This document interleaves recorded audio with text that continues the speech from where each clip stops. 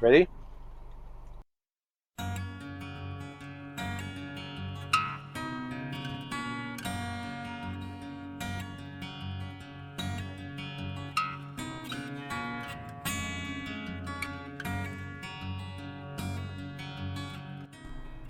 Hi guys, I'm gonna answer some questions, frequently asked questions.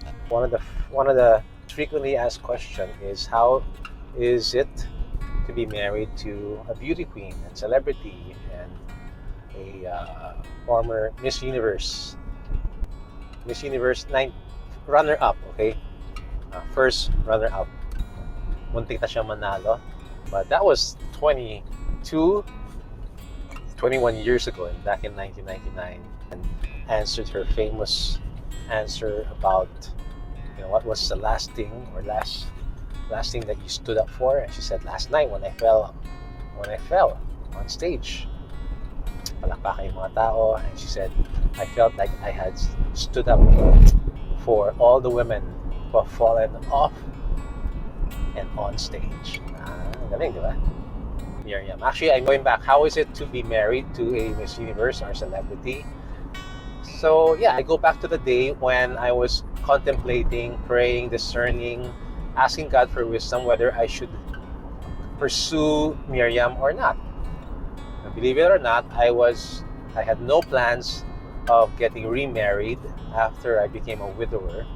What was going through my mind, or at least not right away, what was going through my mind was that, hey, I'm gonna enjoy my singlehood. I'm gonna enjoy raising my son as a single parent, single father, and I was planning to rent out the dream house that my first wife and I built, and I would go to makikitira muna ako dun sa bahay ng mom ko sa Tagaytay.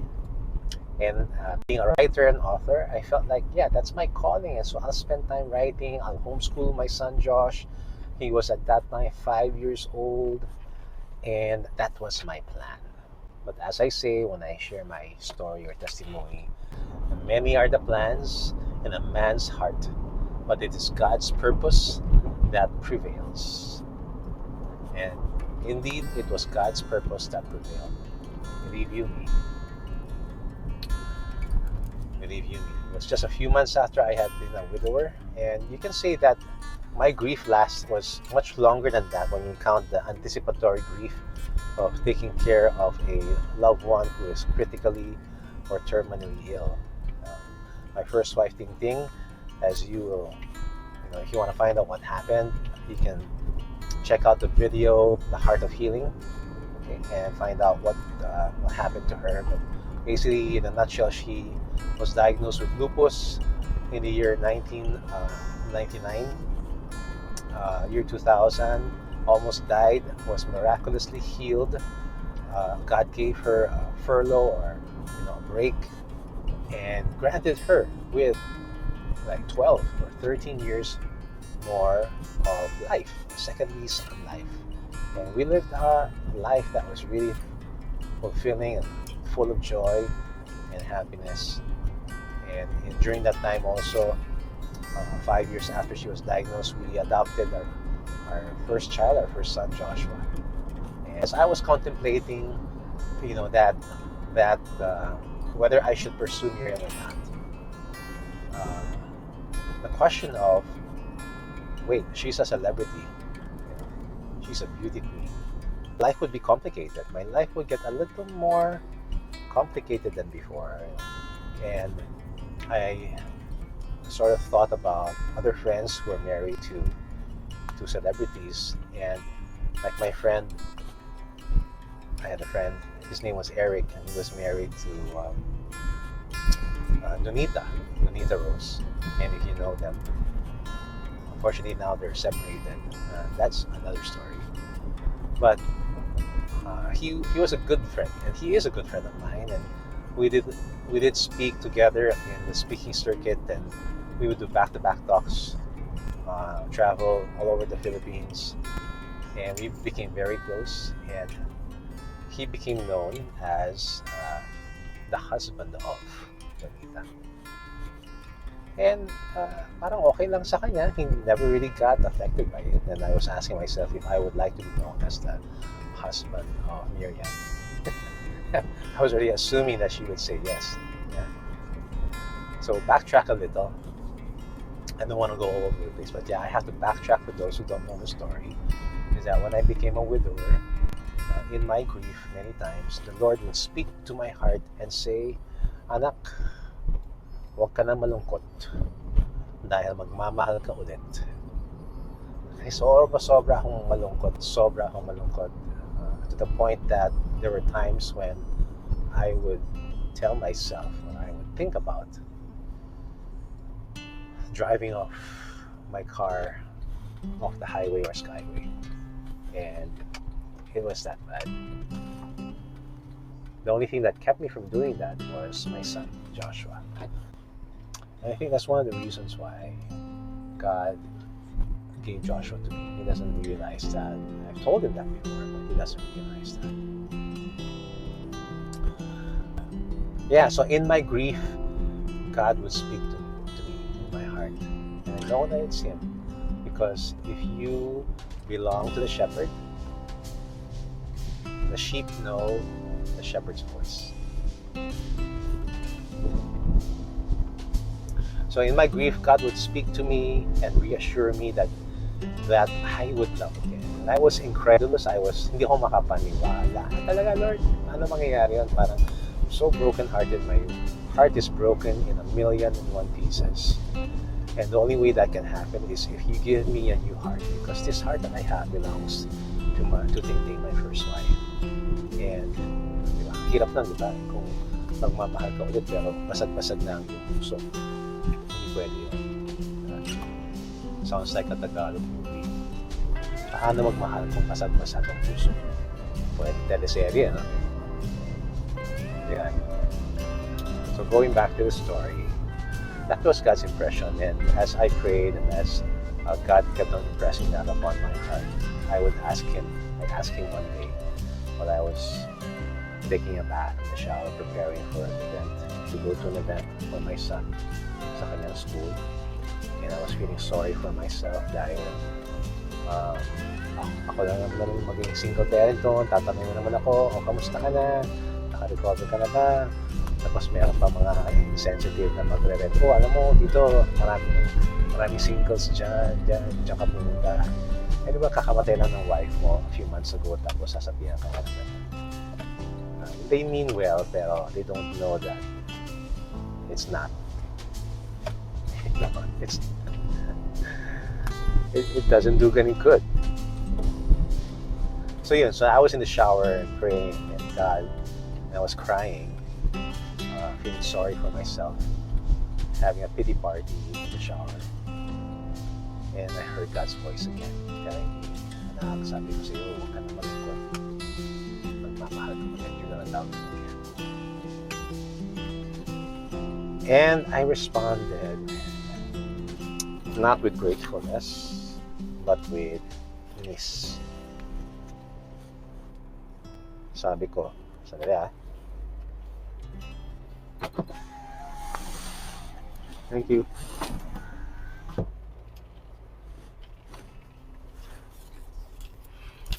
Ang sabi ko, "Lord, nakakainis ka. I mean, lagi mo sinasabi yan, pero paano mangyayari yan? Look at me, I'm 48, turning 48. I'm old, I'm tired. Ubus yung pera ko sa ospital. And, paano mangyayari yun? Diba? Broken-hearted. The saying that I'm gonna love again, I don't believe it. But God just pursued and persisted in assuring me that I would. And so I asked Him, sige, kung totoo yan sinasabi mo, sino? Let me know who it is that you have planned to be my next great love. Sige nga. And as soon as I said that, boom, wow, there were like, I had this movie in my mind, and there were like pictures and pictures of single women that I knew. Okay, that was like an iPad moment. So I was at that point where I was asking God, who are you saying? I mean, if I'm gonna love again, Lord, sabihin mo na sa akin kung sino kasi. Nakakapagod manligaw. I don't wanna go into the dating game again. Tanda ako na di ba? Magsi-50 na ako. At tagal ko na hindi nanligaw. I was married for 17 years. At steady kami, mag-jowa kami for 5 years before we got married. So 22, 23 years out of the dating game. So hindi ko alam kung paano mag-pick up. Sabi ko, anong gagawin ko, Lord? Punta ako ng mga single city sa church namin, tapos papayo ako dun sa gina at magpapaspotlight ako, sabihin ko na available ako. Magmukha akong pedophile doon. Ang babata ng mga tao doon, mga singles, nasa 20s, di ba? Most of them are at least. So those were my thoughts as I was having this conversation and wrestling match with God. And finally, I told him, Lord, sabihin mo na sa akin. And, all these pictures and, I had a vision. It was like an iPad photo album, and that was going like a carousel, showing me all the available single women. And in fact, noong una sabi ko, sige Lord, anak ng pastor para feeling ko alaga, hindi na ako kailangan same. For some reason, I had this idea that that children of, or especially daughters of pastors, are well-adjusted and wala ka ng problema pag yun ang pinakasalan mo kasi godly, di ba? Pero gulat ako when among the women that were in that photo album of my mind collection was Miriam. Wow. I said, why her? So swipe left, swipe left, next.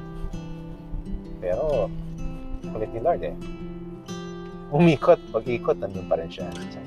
Sabi, Lord, hindi pwede siya kasi gusto ko low profile lang ako.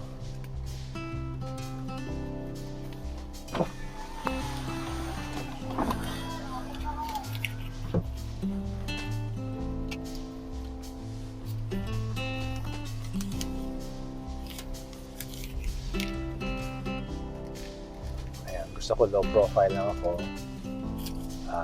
And I know that to get married to a celebrity like Miriam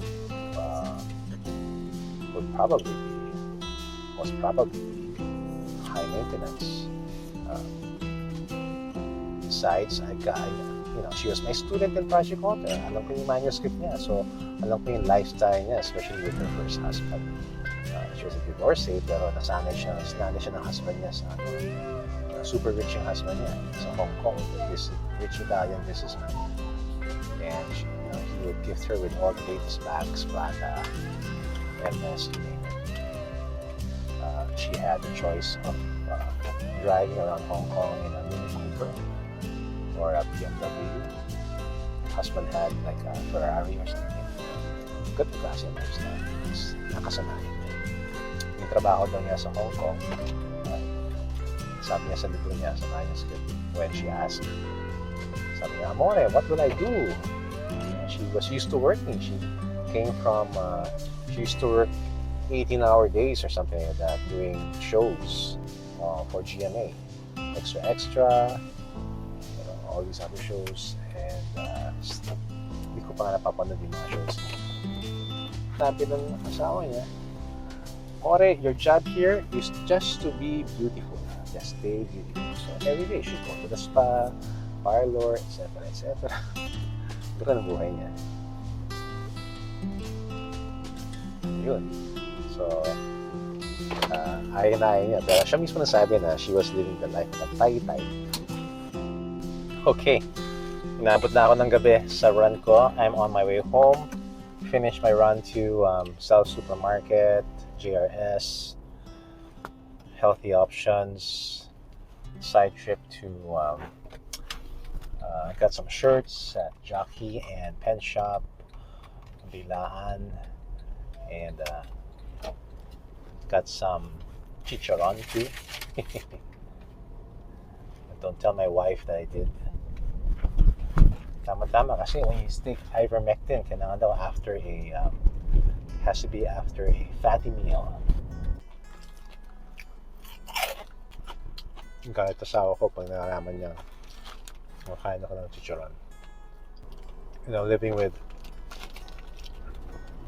a beautiful woman like Miriam. I'm not conscious about it, that I'm married to a beauty queen. She's just my wife to me. Not just, but you know, she's my roommate. She's my wife. And I forget that she's a celebrity or a beauty queen. Although when I wake up in the morning or early morning and then I look at my right and then I see her face and how the night light reflects on her, and I think ganda naman ang asawa ko. You know, she minsan naka-makeup pa to, tutulog pa. Ang ganda. And so I thank the Lord. You know, I wonder what I deserved. But you know, beauty fades away. You know that my first wife, as I said, was beautiful, and her beauty faded away in the face of death. So I didn't marry Miriam just because she was beautiful. Bonus niyon. What I asked God for was, whoever it is that He prepare as my next great love, sabi ko, I want her to be godly. Gusto ko love na love niya si Lord kesa sa akin. Kasi if a woman who loves the Lord more than she loves his husband is your wife, you're gonna be sure that she's walking with God and she's following God. And if you believe that God wants the best for you and His plans are for to give you a hope in the future, kasama niya sa hope, kasama niya sa plano niya yung asawa mo. And if your wife is following and obeying the Lord in everything, sarap nun. Diba? So what's it like? Yun. Miriam is so easy to live with. Yeah. Beauty queen siya, pero hindi siya drama queen. Hindi kagaya ko na ako pa yung drama king. But being married to a celebrity like Miriam, sabi niya kasi marami ng taon nakalipas, so hindi naman daw siya ganun kasikat. Pero we would always get stopped in the mall or anywhere, and someone would eventually ask her for a picture. And most of the time, I would volunteer to take the picture kasi inaasong ko na hindi naman ako gustong kasama sa picture, di ba? Hindi naman nila kilala kung sino ako. And there's one time, first date namin, I brought her actually to a Japanese restaurant along Pasay Road, and it was supposed to be a hole in the wall that was highly recommended by my friend and food blogger Anton Diaz. So I went to that restaurant, and it's a place where mostly Japanese people eat, so hindi dapat siya kilala doon. But lo and behold, as we were eating, we were far back in the, almost the corner back of the restaurant. The waiter or the waitress approached us and asked Miriam if she could be interviewed and if they could have a cameraman over to take some pictures in the video. And so that was a omen or harbinger of what was to come. So that's what it's like to be married to Miriam. First date pa lang, I had an inkling. I already had a preview of what it would be like. So whenever we would travel on airplanes, airport, restaurants, lalo na sa probinsya, ganun yung scenario. picture. You had to be patient. You had to be ready to be interrupted if you were having a meal and are in deep or whatever conversation. You have to be ready, and I had accepted that. And sometimes I get stopped at the airport, and someone, I had a speaking engagement in Cebu. Tapos I was on my way back to Manila. I was wearing a suit, a jacket, and someone stopped me and said, "Excuse me, sir, kayo ba si Ardy Roberto?" I said, "Yes." So I was expecting that maybe she was part of the audience that I had spoken to that day. But she said, "Kayo po yung asawa ni Miriam, di ba?" I said, "Oo." Sabi, "Kasama niyo ba?" And I said, "Hindi." Sa, papicture sana ako. Pwede, say na lang po. Pwede. So parang, sige na rin. Sige, take a picture with me. I don't get offended. I really actually laugh at it, and I have a lot of fun with it. And yeah. So kung mapapasayo mo yung tao, sabi ko nga kay Miriam, I admire that you always say yes to people who approach you, because you afford them a few seconds of joy and happiness, just having a picture with you. So I commended her for that, and didn't really tell her that I wasn't comfortable, because I was. Okay lang. It's something that God has given you. It's a gift. So use it to bless others. So that's my mindset when it comes to that. When it comes to privacy. And later on, I became an Instagram husband. So always taking pictures wherever we go. And there's one time when we went to the north. I forgot which province it was. Past Tarlac. There was a church anniversary event. And Miriam was invited to share her story, her testimony. Siya lang. Minsan kami dalawa, pero siya lang. And we brought Joshua with us. At that time, he was 7, perhaps, or 8 years old. And he liked coming with us because there's always good food, and he liked to, get out of the house and travel. So this time, it was a long trip. Pagod na siya.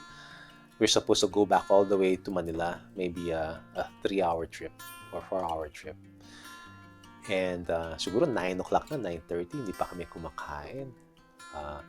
Ang haba-haba pa ng pila dun sa table, sa book signing table and pa-picture table. Tapos kami ni Joshua nandun. Sa tabi niya, she wanted us to be with her, and whoever wanted a picture had a picture with us as well. I remember Joshua saying to me, Dad, why did you have to marry a Miss Universe? Everybody just wants to have a picture with her. I'm so hungry, I want to go home. Yun. Tawa kay Joshua nun. Sabi ko, sandali na lang anak, mga siguro 20-30 people na lang, tapos na to. And so, kumain na kami siguro mga alas 10 o'clock, and we had cold food. It was good though. At a nearby house of a church member who hosted dinner. And on the way back, tulog, and we just slept in the car and got home. They brought us back home. So ganon. And I have to admit, there's a lot of benefits. I was speaking more, definitely. The book, Real Men Are Pogi, suddenly had credibility. The book was finished and was a bestseller. Ganito. The book was a bestseller before it was before Miriam and I were married, and before Miriam and I were a couple. So the book by itself, I guess, based on the title, really caught a lot of people's attention, men, women alike, who bought it for their boyfriends and husbands and sons. And it became a bestseller in National Bookstore, and churches were adopting it for their small groups and their men's groups. And I would get invitations, not only in the Philippines, but because of that book, I got invited to Korea, for example. This time it was me who was invited, and I said, "Can I bring my wife and son?" And of course. So sabi ko, she can also speak. Yan. So that's the first time we went to Korea. And I remember first time ni Joshua rin na to experience snow. So there are a lot of benefits also and blessings that come with being married to a celebrity and beauty queen like Miriam. And I'm thankful and grateful to God for that. And I'm always careful, not to take that for granted. What else? How is it like? Pero pagdating sa bahay, there's nothing. She doesn't walk on inside the house with heels and in a gown. Pero the one thing I like about her is that she always um, postura siya lagi sa bahay. Hindi siya, one thing I like, hindi siya nagda-duster. She doesn't wear crappy clothes at home, that yung mga butas-butas na t-shirt. And may nag-comment nga kanina dun sa isang video na head over heels in love daw ako sa kanya. Ayun, confirmed. But mostly it's really a lot. It's really a blessing to be married. I guess it's just the right mindset, and if you're not too sensitive about things, privacy-wise, etc., then you should be okay. So, anyone who's watching this and you're thinking about marrying a beauty queen, go for it.